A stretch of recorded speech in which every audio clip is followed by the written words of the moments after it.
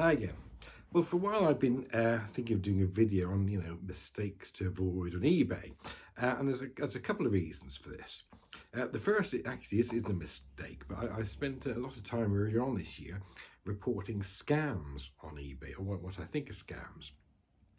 And they're difficult to spot because what you see is a picture of a hi-fi item that's perhaps slightly cheaper than all, but with someone from 600 feedback, and you think, oh, that looks good. But actually, what it seems to be is that someone's hacked someone else's account. And there's a couple of ways you can tell this. The first is if you click on the feedback, you'll find there's been nothing in the past year. And the other way is you look at other items a person's got for sale, and they've got hundreds, and there's hi-fi, there's ride-on lawn mowers, all these sorts of things. And you think, well, what are the chances someone has been not on eBay for years, and then a year or so, and then suddenly put all these items on for sale of multiple different categories? And after I reported the first one, I began to report more and more because they all had the same things on sale, the same pictures usually. Someone's account had obviously been hacked. So that was the first thing I wanted to mention. The second thing is that I do look a lot on hi-fi forums, which isn't always good for information, but what you find people who say they've done this and then they regret it, and so I thought I'd put reasons of things that people have regretted buying on eBay, and this happens to myself as well. In fact, the other reason I'm doing this is I'm wondering I've just made some of these mistakes anyway, because I just bought this, and I've actually spent more on this than I have, I think, on not only on any bits of hi-fi, but if you added up cumulatively the amount I've spent on hi-fi and eBay over the past couple of years, it wouldn't come to this.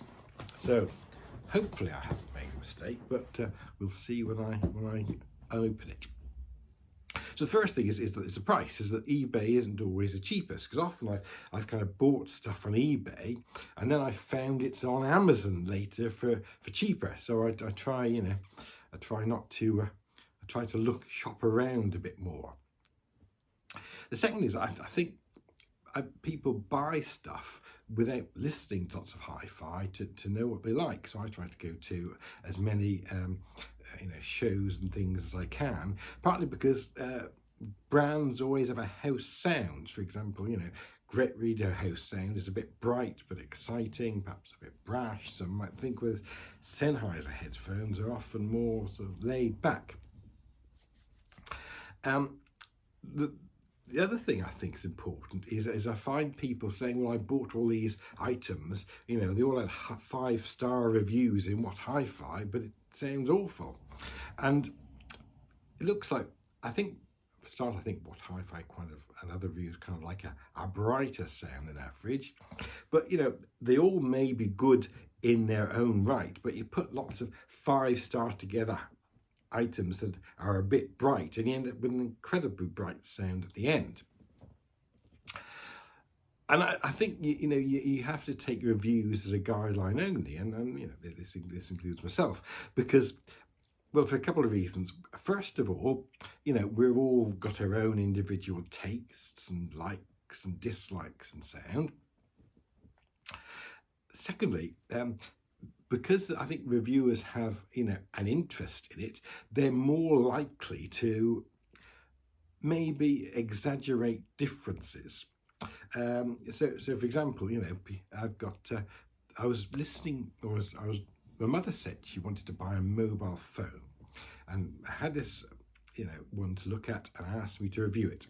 So I reviewed it, and this isn't in any way photoshopped. I took a screenshot of the Google page where I put reviews of the Motorola phone, and this is what I got.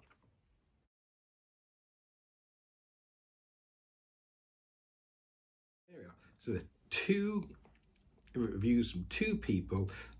One of them saying this is fantastic, the best phone, and the other one saying, well, this is the worst phone.